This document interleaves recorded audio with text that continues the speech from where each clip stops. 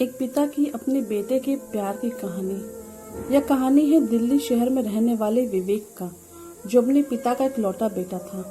वह अपने बूढ़े बाप का एकमात्र सहारा था। एक दिन की बात है कि विवेक अपने घर से कॉलेज जा रहा था।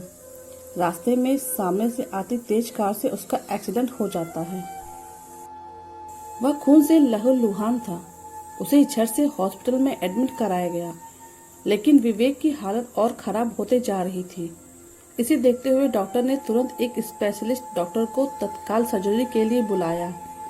आने के बाद अस्पताल में प्रवेश किया। उसने कॉल का जवाब दिया, अपने कपड़े बदले और सीधे सर्जरी ब्लॉक में गया। उन्होंने डॉक्टर के इंतजार में लड़के के पिता को हॉल में खड़े पाया। डॉक्टर को देखते ही पिता चिल्लाया, तुम्हें आने में समय क्यों लिया? क्या आप नहीं जानते कि मेरे बेटे का जीवन खतरे में है?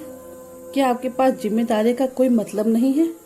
डॉक्टर मुस्कुराया और कहा, मुझे क्षमा करें, मैं अस्पताल में नहीं था और मैं जितनी जल्दी हो सके कॉल प्राप्त करने के बाद मैं अस्पताल में आया, और अब मैं चाहता हूं कि आप शांत हो जाएं ताकि मैं अपना काम कर सकूं। शांत हो जाइए। तब विवेक के पिताजी ने कहा, यदि आपका बेटा अभी इस कमरे में होता तो क्या आप करते? शांत होते?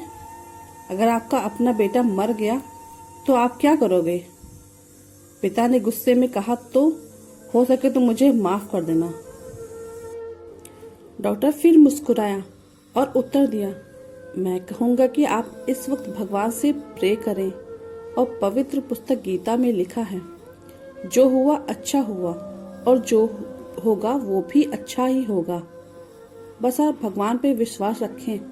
धन्य है भगवान का नाम। डॉक्टर जीवन को लंबा नहीं कर सकते। जाओ और अपने बेटे के लिए प्रार्थना करो। हम भगवान की कृपा से आप अपना सर्वश्रेष्ठ प्रदर्शन करेंगे।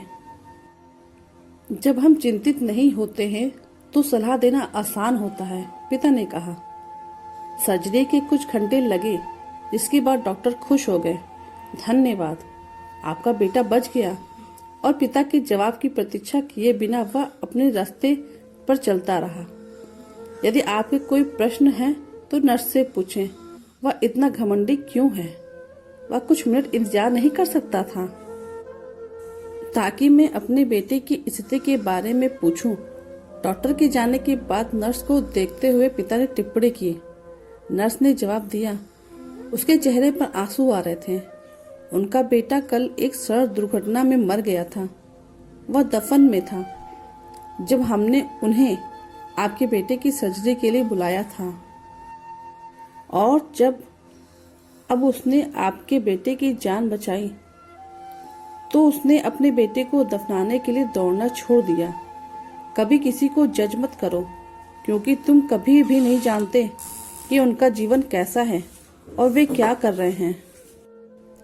अभी वो डॉक्टर अपने बेटे के मरने के गम से उभरा भी नहीं था कि उसे इतना कुछ सुनना पड़ा विवेक के पिता से।